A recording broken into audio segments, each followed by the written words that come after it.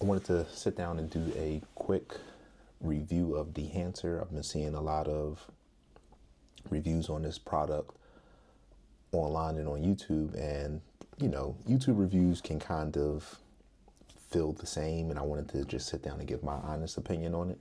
One thing I will say, every company is going to have its own version of what a film stock should look like. So as you see different companies selling these same plugins and things like that, you can choose one person's Portra 400 and it's going to look totally different than someone else's Portra 400. So pick the one that looks best to you, the one that fits within your budget and also fits within your workflow. One thing I can say about Dehancer is they seem to be big on having applications that fit within people's workflow, because they have plugins for mobile, online, Adobe, Camera Raw, Lightroom, all of these things. So whatever you use, you should be able to find a Dehancer plugin that works for your workflow. So download it, try it out, see if you like how the presets render your images compared to other preset plugins. For my test, I'm going to use this little landscape right here. It's nothing fancy, but it should be able to show us what the plugin does. And I'll compare that to a preset in Capture One. So Dehancer recommends that we set the curve to linear response and adjust any exposure or white balance issues. So looking at the histogram, I feel like we can just brighten this image up to about right here. And I'm checking the exposure and nothing seems to be blowing out or clipping in any extreme way. So we're going to now export this as a 8-bit TIFF and open it in Photoshop.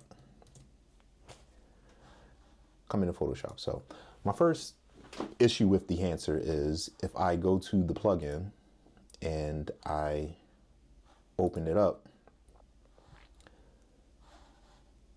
and I'm just going to press OK so we can go back to Photoshop. There was no duplicate made of my layer. And yes, that's a small step. You just have to make sure you stamp your layer up and make a duplicate. But there are plugins out there that will make a duplicate for you automatically. And this would potentially allow you to, whatever changes you make in these programs, it would allow you to dial those back. And I think that's a very important thing, that you don't take the preset at 100%. You kind of dial it back to your liking. So Dehancer does not automatically make that additional layer, but we can make that ourselves. That is not a big issue. So I'm gonna go back into the plugin and open it up. And I'm gonna use Portra 160 as my base. And like I said, there are a lot of reviews out here on Dehancer, and they'll go through every single film stock. All of these controls up here, it's all pretty simple. And I do like that fact that it's not very complicated in the layout. And when I initially used Dehancer, I thought, oh man, I want more film stocks. And more is not always better. I feel Dehancer gives you a nice amount, but one thing that really works is they do the ones that they give you very well, and they give you options for them and a lot of flexibility to edit. So we're going to use Kodak Portra kind of as our base, and this looks good. I'm going to increase the exposure a bit. I'm just going to do some adjustments over here. All of this is pretty straightforward. One thing I found with plugins, I want them to kind of read like Adobe Camera Raw, Capture One, Exposure, all of those programs, because when we're jumping between multiple applications, there's a common knowledge that makes that transition easier. And one of my issues with Dehancer is they rename a lot of things that don't need these creative names. So source is pretty straightforward. Film developer, I mean, this is all just basic, contrast and vibrance and saturation and things like that, color boost. These are all simple things I feel like they could have an easier name just to recognize. Film compression, in my eyes, maybe I'm wrong. This seems like levels. So why can't we just call this levels so we know exactly what we're using? And I'm guessing these names just off of the histogram and how it's responding. So expand is a good example where, black point, this definitely feels like levels, or just adjusting the curve. I would like to just see a regular curve. Sliders are great. Once again, this seems like, this is the curve and you're pulling down on the highlights part of the curve. Could just had a more descriptive name of what it's actually doing. Color mode, this is basically turning the curve from RGB to Luma, and Luma would not affect the color as much as normal would. Just a simple curve would be straightforward. And, these are additional presets with paper and things like that.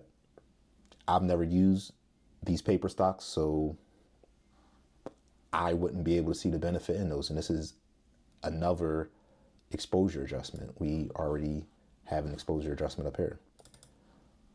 Tonal contrast, this is basically clarity. This is a clarity slider.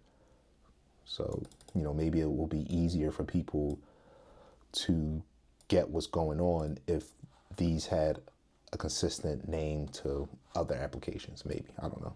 But, you can play with them and drag them around and see what they do. And this is your basic saturation slider. You can't increase more than 100%. You can only go to 100% or take it away. Maybe some people would like to add more saturation. Maybe that could be an option, but other than that, I think that's pretty fine. Color head. This was one that really, I don't know, it confused me, bothered me, whatever. These are just color curves. This is the blue curve, this is the green curve, and this is the red curve. So if you go this way, you add more red, this way cyan. So color head, you could just call that color curves maybe. I think it would be a little more clear, but once you read the sliders, it's pretty simple to follow. Shadow tone, once again, this is split toning actually. So this is split toning. This is split toning the shadows versus the midtones and the highlights.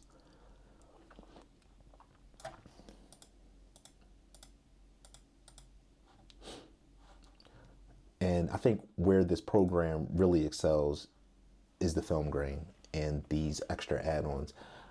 I've used a lot of these plugins in the past, and I do think this particular plugin renders film renders grain very well. And also these custom settings. I mean, this is an endless amount of customization, which I really did enjoy. And I do think the program, if you just needed a way to add realistic grain, is definitely worth it for that alone. So film grain is a great section. I think they really did a great job on that. Halation also, amazing job with the halation section. And you can go into custom and, play with these sliders to your heart's content. And I think this is a very nice section. So I want to use the custom setting and try to dial the effect back a bit. And this is already looking amazing to me. So I'm gonna close up halation. Bloom, another section that is amazing and well worth it. I'm gonna turn that off, and you can go in here and customize the bloom as well. But for this image, I don't like the bloom. Film damage, another great section. Just add this little dust and scratches to the image however you see fit. Overscreen, I can definitely see this being used. Once again, you can go in here and customize it how you like. This is a great section. I do like this section. It's different, it's fun. You can mess around with that. And to me, this image looks good. And here is where the problem starts. So I'm going to take a screenshot of this so we can see what settings we have. And I'm gonna pull the screenshot up. And as you look, everything looks the same in the screenshot. Once I hit OK to bring this back to Photoshop, that happens, it changes. This is not the same image we just edited in Dehancer. It's more saturated. The bloom, the halation, everything is turned up more. And I have consistently tried multiple images and I was unable to recreate my edit in the software and bring that back to Photoshop consistently. 4, 5, 10 images, this effect always happens. So something is happening where, you know, it's a lot of saturation added to the blues, the leaves get extremely saturated. And what I personally worked on in Dehancer looked amazing, but when it comes back to Photoshop, it does not look the same.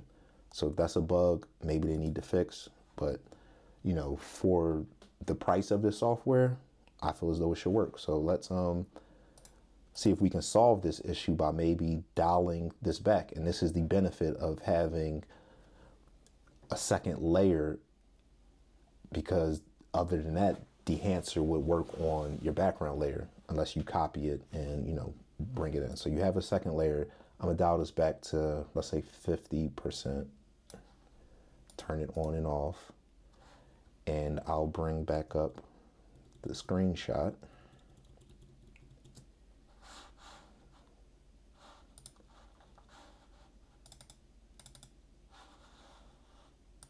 And at 50%,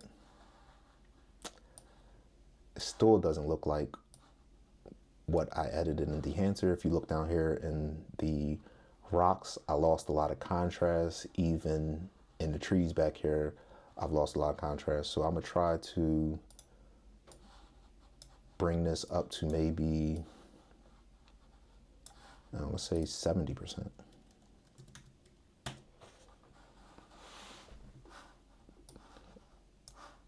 I still don't have the contrast here, and I still don't have the contrast in the bushes. So I'm unable to get the image that I worked on. So I'm going to turn this off, go back to our original background layer, and duplicate it again. We'll go filter, Dehancer, and it saved all of my settings from previous. So I think that's a great thing that Dehancer does. And, you know, maybe it's the preset. So let's reset everything, and I'm gonna find a preset that does an extreme edit. So let's find one.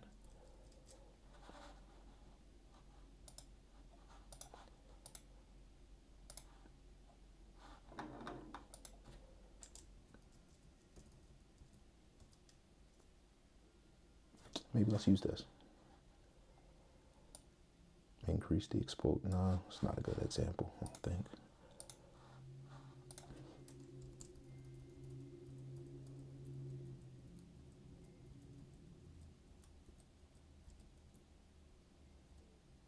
We'll use this preset, and I'll just adjust the exposure a little bit. So let's say this is perfectly fine. This is how we want the image to look. I'm gonna take another screen capture of this, and I'm gonna press OK to bring it back to Photoshop. And right away, you see it is very saturated.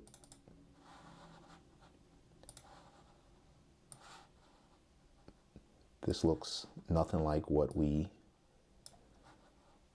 tried to get out of Dehancer. And I can even turn off this background layer This is the only layer open in Photoshop, and I'm unable to get what I saw in the Dehancer plugin. So in review, does Dehancer work?